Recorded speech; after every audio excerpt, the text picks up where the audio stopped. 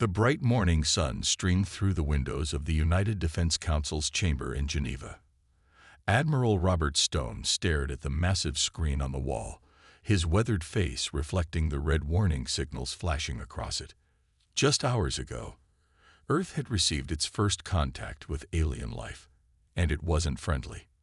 They just appeared, asked General Thompson, leaning forward in his chair. The room was filled with 20 of Earth's highest-ranking military leaders, all looking as troubled as Stone felt.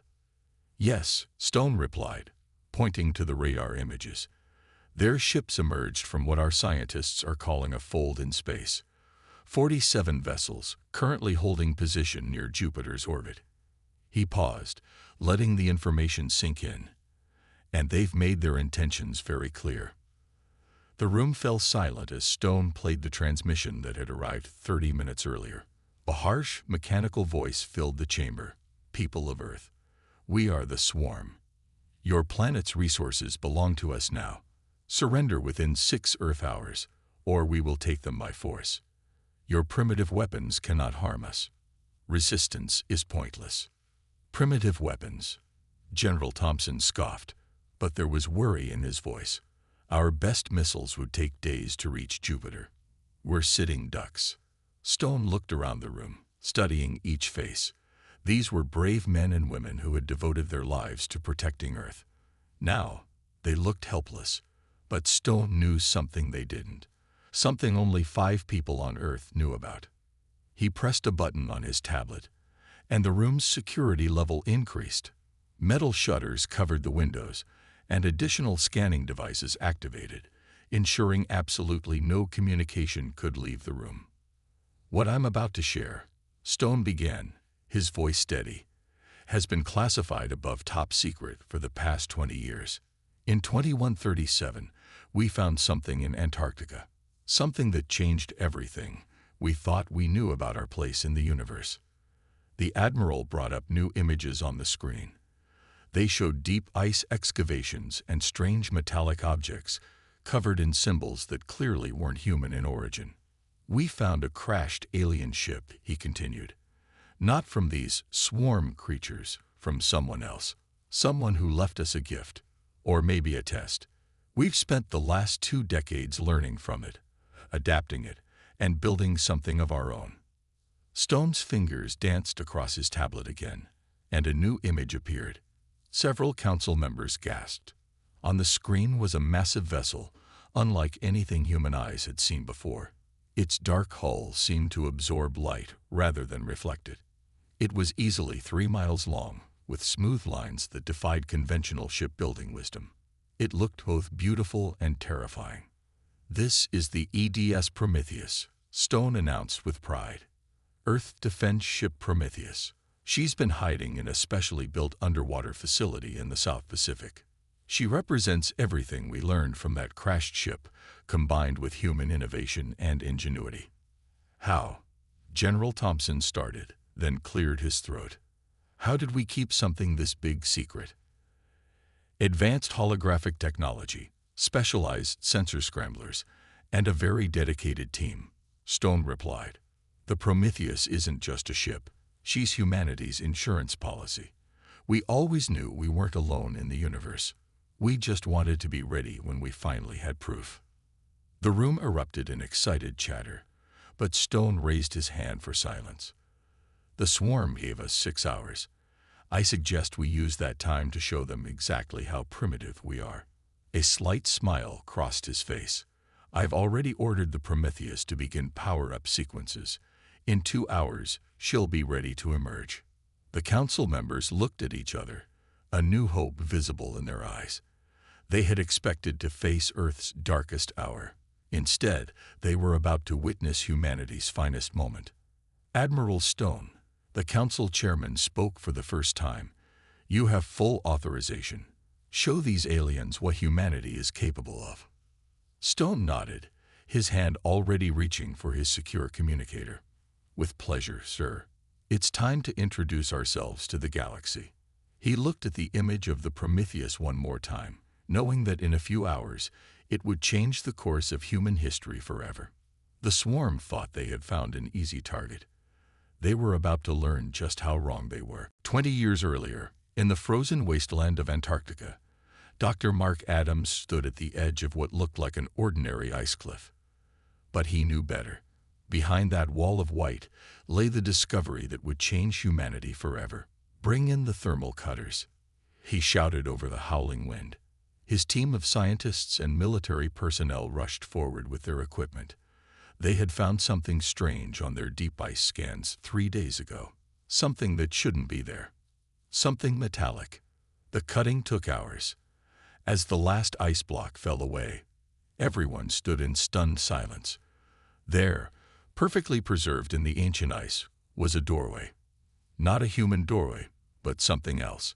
Its surface was covered in strange symbols that seemed to shift and change as they watched. "This is it," Dr. Adams whispered. "This is what we've been looking for." The military team moved in first, led by a younger Robert Stone, then a colonel. Their lights revealed a massive chamber carved into the ice. And there it was, a ship unlike anything they had ever seen. It was badly damaged, but even broken, it was beautiful. "It's at least 10,000 years old," Dr. Adams said, checking his instruments. "But look at this, some systems are still running." Over the next few months, the site became the most secure location on Earth. The best scientists from around the world were brought in, sworn to secrecy, and put to work. They called it Project Titan. Dr. Adams and his team made breakthrough after breakthrough. The ship had been left deliberately, they discovered. Its databanks contained information about threats in the galaxy, including details about something called the Swarm. "It's like they knew," Dr. Adams told Colonel Stone one evening, 5 years into the project. "They left us this ship as a warning. And a gift. The technology in here, it's beyond anything we could have developed on our own for centuries." The most amazing discovery was the quantum fold armor. It didn't just protect the ship, it bent reality around it. And the dark matter engines could move faster than light itself. But it wasn't enough to just study the alien ship. Earth needed its own vessel, one that combined this advanced technology with human innovation. That's when Project Titan became the Prometheus project. They built the facility in the South Pacific, underwater where no satellites could spot it. The construction took 12 years. Thousands of workers lived in underwater habitats. Their families told they were working on deep-sea mining operations. Colonel Stone, now Admiral, watched as the Prometheus took shape. Unlike the sleek alien vessel, the Earth ship was more angular, more aggressive in its design. The humans had taken the alien technology and made it their own. "We're not just copying their work," Dr. Adams explained during the final phase of construction. "We're improving it. The quantum fold armor, we've made it twice as strong. The dark matter engines, we found ways to make them even faster." The Prometheus was massive. 3 miles of the most advanced technology ever created by human hands. Its hull could absorb enemy fire and turn it into energy. Its weapons could tear holes in space itself. But its greatest feature was one the original alien ship didn't have: the ability to instill fear. "We designed it to be intimidating," Admiral Stone told the project leaders during the final inspection. "When other species see this ship, we want them to think twice about attacking Earth." They tested the Prometheus in secret, making short jumps around the solar system when no one was watching. Each test proved more successful than the last. The ship wasn't just powerful, it was ready. "And now we wait," Admiral Stone had said after the final test. "We wait for the day Earth needs its guardian."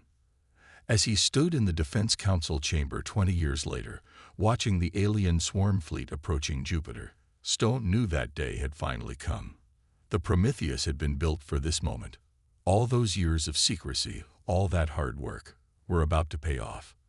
In the secure underwater base, warning klaxons began to sound.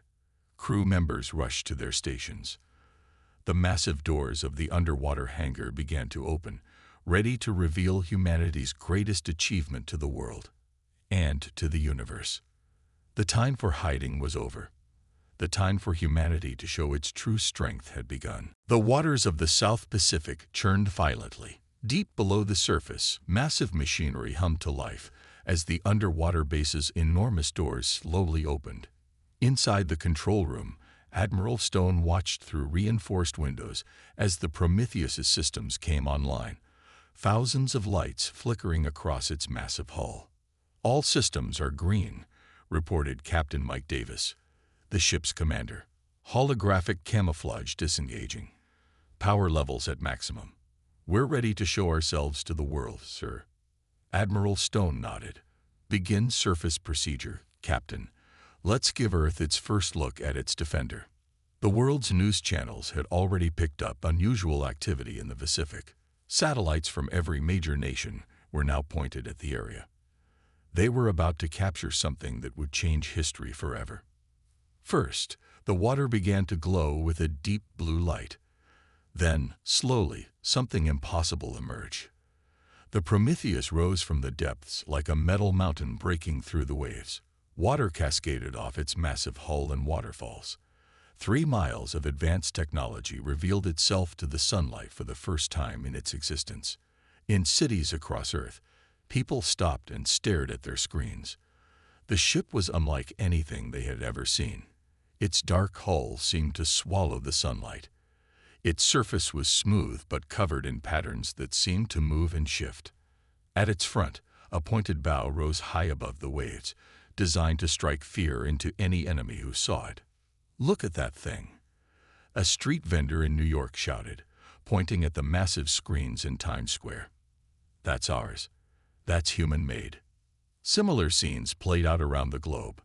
In London, Paris, Tokyo, and countless other cities, millions watched in awe as the Prometheus fully emerged from its hiding place. Main engines engaged, Captain Davis announced inside the ship. The massive vessel began to move forward, pushing through the water with impossible grace for something its size. Its advanced propulsion systems left no wake. It sliced through the ocean like a ghost. In space, the swarm's scout ships detected the emergence.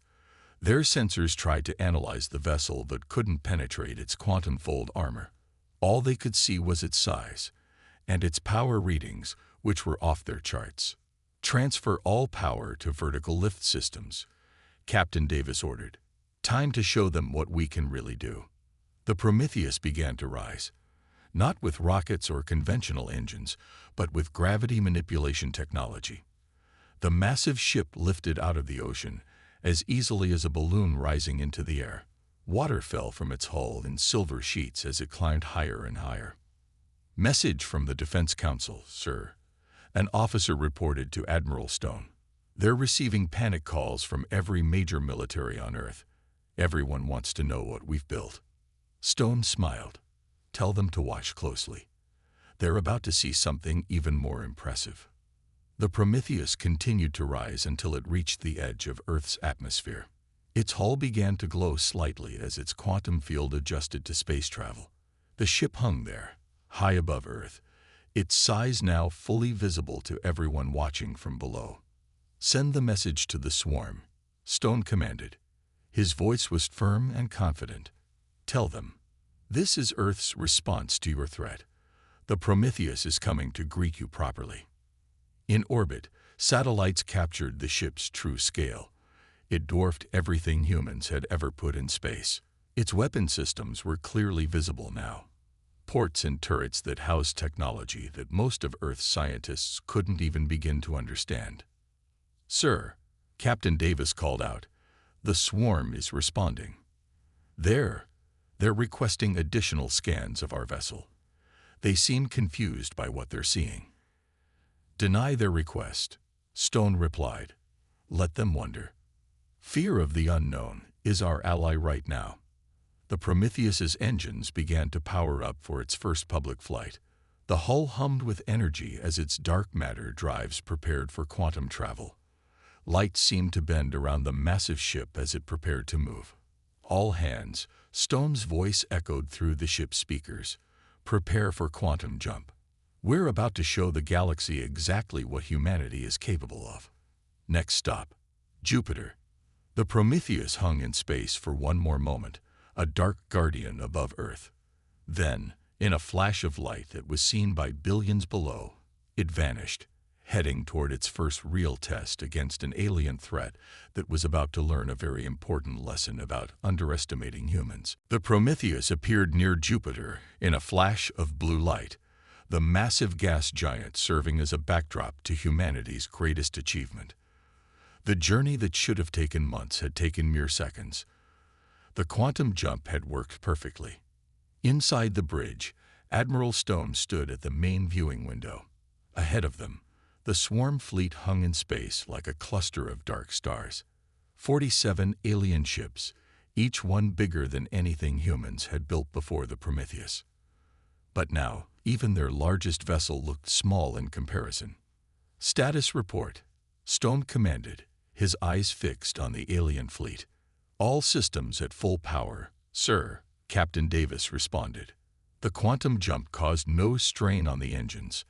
Our shields are at maximum strength. Weapons are ready, but not yet visible to the enemy. The alien ships began to move, forming an attack pattern. Their sensors were working overtime, trying to understand what they were seeing. How had this primitive species built something so advanced? They're sending a transmission, reported Linda Reed, the communications officer. Her fingers moved quickly across her console, putting it on screen now. A harsh voice filled the bridge. Impossible. Your species cannot have this technology. Explain yourselves. Stone smiled. Send them our response. We don't explain ourselves to those who threaten Earth, but we'll be happy to demonstrate what we can do. He turned to Captain Davis. Begin the demonstration. Show them our gravity manipulation systems. The Prometheus's hull began to shimmer with a faint purple light. Suddenly, 3 of the smaller alien ships started to move, pulled by an invisible force. The Prometheus was controlling gravity itself, moving the enemy vessels like toys. Their crews are in panic, Reed reported, monitoring the alien communications. They've never seen anything like this. They can't break free of our gravity control. Stone nodded. Release them. Show them what else we can do. The alien ships drifted back to their original positions. Then the Prometheus's weapon ports opened. But instead of conventional weapons, they revealed technology that made the alien fleet's sensors go crazy. Dark matter cannons, quantum disruptors, and energy weapons that could tear holes in space itself. Sir, called out Tom Wilson from the science station, their ships are powering up weapons, but our scans show they're nothing compared to what we have. Their most powerful weapon wouldn't even dent our quantum-fold armor. The swarm fleet's formation tightened. Their ships began to glow as they charged their weapons. But Stone had one more demonstration planned. Activate the phase shift, he ordered. The Prometheus's hull suddenly changed. The metal seemed to become transparent, then solid again. The alien sensors went blind. They couldn't track a ship that could phase in and out of normal space. Enemy fleet is showing signs of confusion, Wilson reported. Their targeting systems can't lock onto us. They've never encountered phase shift technology before. Stone turned to face his crew. 20 years ago, we found an alien ship in the ice. It taught us that we weren't alone in the universe. It showed us what we needed to defend ourselves. But what we built wasn't just a copy. We made it better. We made it ours. He walked to the front of the bridge, his voice firm. The swarm thought we were primitive. They thought we would be easy prey. Instead, they found a species that took alien technology and improved it. A species that spent 20 years preparing for this moment. The Prometheus moved forward, its massive form casting a shadow over the alien fleet. Its hull shifted back to solid form, but now it pulsed with energy. Every weapon port was open, every system showing power levels that the swarm's sensors couldn't even measure. Send them one last message, Stone commanded. This is humanity's first and final warning. Earth is not your prey.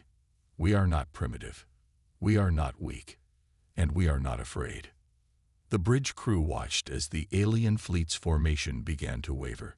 Ships started to turn, their engines powering up, not to attack, but to retreat. "Sir," Reed called out, excitement in her voice, "we're picking up transmissions between their ships. They're terrified.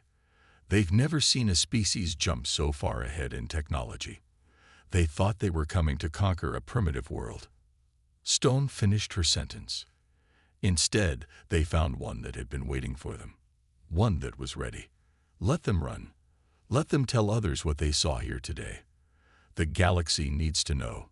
Humanity is ready to take its place among the stars. The swarm fleet had made a terrible mistake.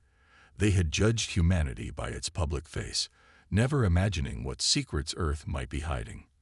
Now they were about to flee from the very species they had come to conquer, all because of one glimpse of Earth's battleship. The swarm's retreat wasn't orderly, it was chaos. Their ships, once arranged in perfect attack formation, now scrambled to turn around. Some bumped into each other in their hurry to escape the terrifying Earth vessel. "They're powering up their jump drives," Wilson reported from his science station. His screen showed the energy readings from the alien fleet. "They're trying to run." Admiral Stone watched calmly from the Prometheus's bridge. "Not yet," he said. "Let's give them one final demonstration. Captain Davis, activate the containment field." "Yes, sir," Davis responded, his fingers dancing across his control panel. Containment field powering up. The space around the swarm fleet suddenly lit up with a soft blue glow. Their ships slowed, then stopped completely. The Prometheus had created a bubble of altered spacetime around the alien vessels, trapping them in place.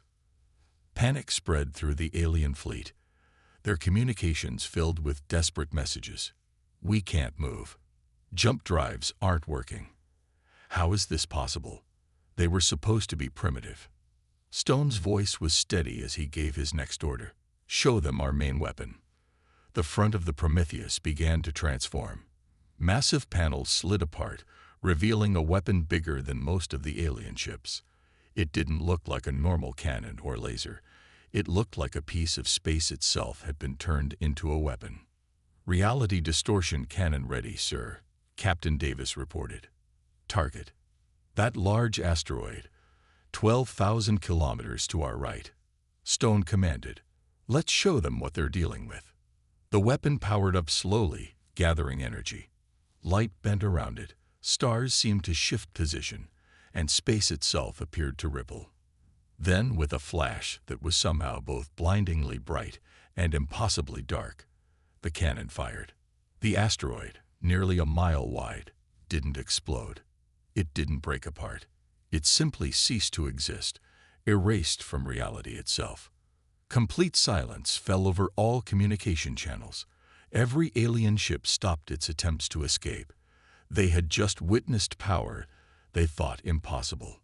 "Send visual feed to Earth," Stone ordered. "Let everyone back home see what their battleship can do." On Earth, billions watched on screens and holographic displays. Cheers erupted in cities across the globe as they saw their defenders in action. Humanity wasn't just safe, it was powerful. "Sir," Reed called from communications, "we're receiving a transmission from the swarm flagship. They're asking for mercy." Stone walked to the front of the bridge. "Put me through to their entire fleet." When he spoke, his voice was firm, but not cruel. "You came to our solar system as conquerors. You thought you found an easy target. Instead, you found a species that has spent 20 years preparing for threats like you. We could destroy your entire fleet right now, but we won't. That's not who we are."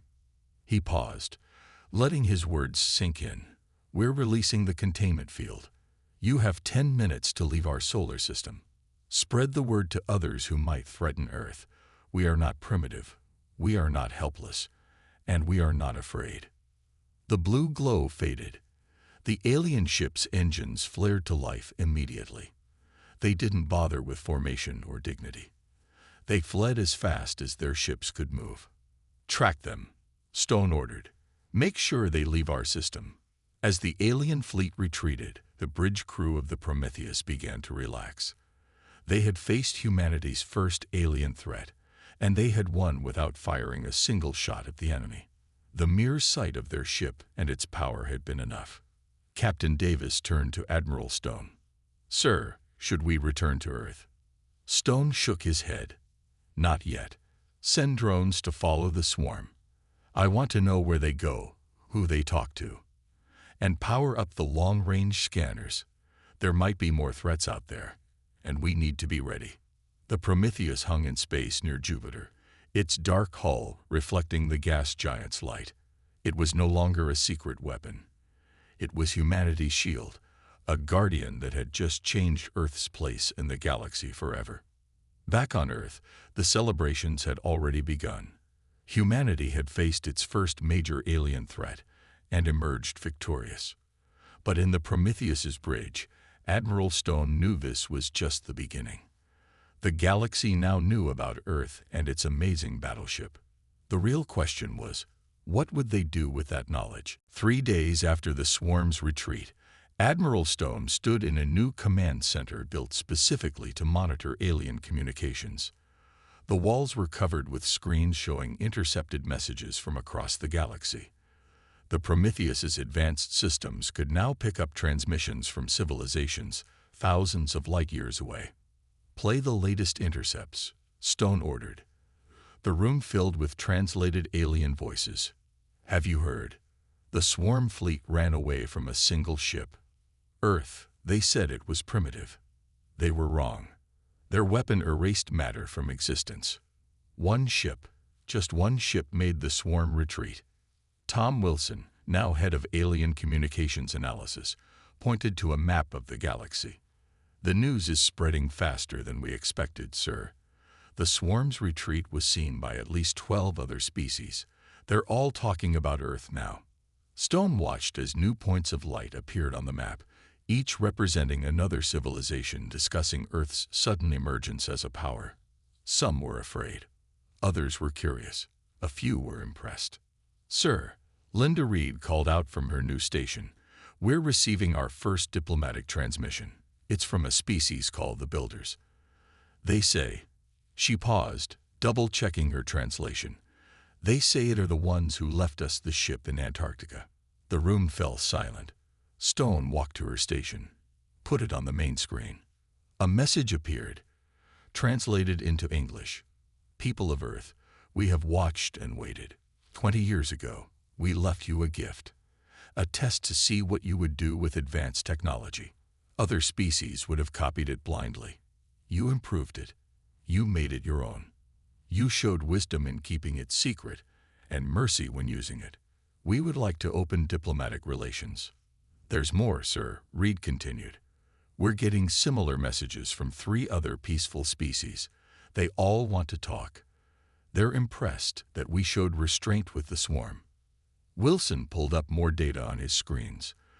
"The swarm has completely withdrawn from this sector of space. Our drones show they're warning other aggressive species to stay away from Earth. They're telling everyone about the planet of engineers who built the impossible ship." Stone allowed himself a small smile.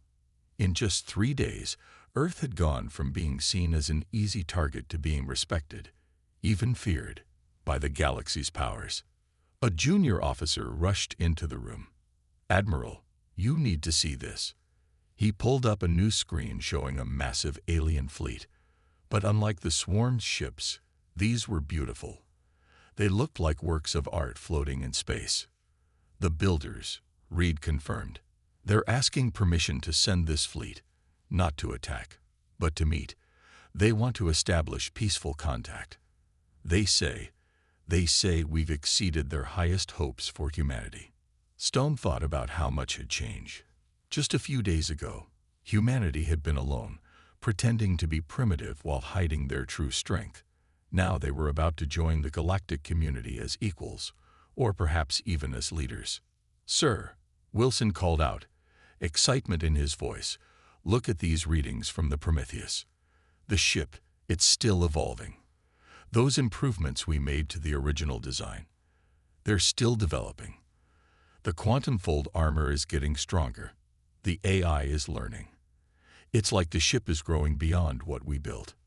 Stone nodded. The Prometheus wasn't just a battleship. It was humanity's first step into a larger universe. And they had taken that step not as conquerors or as victims, but as innovators who had proven they could be both powerful and wise. "Send a message to the builders," he ordered. "Tell them we accept their diplomatic mission. And send word to Earth's governments. It's time to prepare for our first official alien visitors."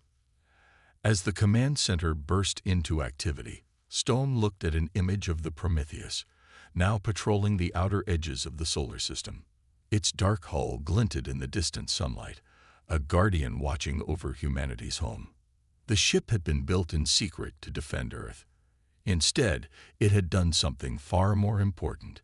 It had shown the galaxy that humanity was ready to take its place among the stars, not through conquest or submission, but through innovation, wisdom, and the carefully measured use of power. The age of Earth's isolation was over. The age of humanity's emergence had begun. 1 year after the swarm's retreat, Earth had changed more than anyone could have imagined. The night sky over New York City glowed with the lights of visiting alien ships, their elegant forms hanging like new stars above the city. Similar scenes played out over every major city on Earth. Admiral Stone stood on the observation deck of the new Global Space Center, watching as the latest builder vessel landed smoothly in the massive dock below. Next to the alien ship sat a new vessel, Earth's second battleship, the EDA's Atlas, nearly complete and even more advanced than the Prometheus. "Hard to believe it's only been a year," Captain Davis said, joining Stone at the window. He'd been promoted after the swarm incident, but still preferred his old title. "6 new ships under construction," Stone replied, gesturing to the other docks where more Earth vessels were taking shape, each one incorporating both builder and human technology, but none quite like the Prometheus. The Prometheus had become a legend. The ship that had changed everything with a single appearance was now a symbol of humanity's rise. Schools taught children about it, movies were made about it, and its image appeared on everything from flags to coffee cups. "Latest report from the Deep Space Mission," Davis said, handing Stone a tablet. "The Prometheus just made contact with a new species 20,000 light-years out. They're already requesting diplomatic relations after seeing the ship." Stone smiled. The Prometheus now served as both Earth's defender and its ambassador to the stars. Its reputation alone was enough to ensure peaceful first contact with new civilizations. In the years since the swarm incident, humanity had learned they weren't just one of many species in the galaxy, they were one of the most innovative. While other races had fought over technology, humans had improved it. While others used power for conquest, Earth had shown restraint. "The builder ambassador wants to meet with you," Davis continued. "Says they finished analyzing our improvements to their original design. They're impressed. They say we did things with their technology they never thought possible." Below them, workers from 6 different species moved together smoothly, building Earth's new fleet. Humans worked alongside aliens, sharing knowledge, combining technologies in new ways. The builder ship that had been found in Antarctica was now displayed in a museum, a reminder of how far they'd come. "Message from the Prometheus, sir," a young officer called from her station. "They're sending images from the edge of known space." The main screen lit up with a view that would have seemed impossible a year ago. The Prometheus hung against a backdrop of glowing nebula, its dark hull now streaked with lines of blue energy, signs of its continuing evolution. The ship had grown beyond its original design, becoming something unique in the galaxy. "Admiral," the officer continued, "the builders say they've never seen anything like it. The way we combine their quantum technology with our own ideas, they're saying the Prometheus might be the most advanced ship in the known galaxy." Stone thought back to that day when they'd faced the swarm. One ship, one moment, had changed humanity's destiny. But it wasn't just the technology that had impressed the galaxy, it was how humans had used it.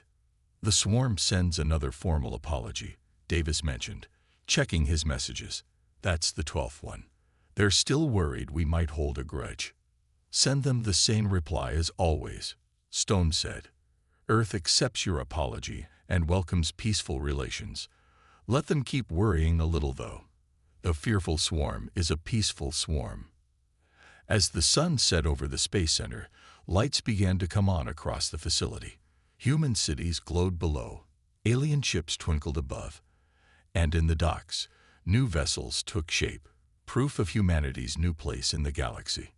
The Prometheus was still out there, exploring, protecting, showing the galaxy what humanity could do. But its greatest achievement wasn't in its power or its technology. Its greatest achievement was in showing the universe that humanity was ready, ready to join the galactic community, ready to share its innovations, and ready to help build a better future among the stars. Stone looked up at the night sky, now filled with possibilities instead of mysteries. One glimpse of Earth's battleship had sent aliens fleeing, but it had done something far more important. It had brought humanity into a new age, an age where the stars themselves were no longer the limit. The future was bright, and it was only beginning.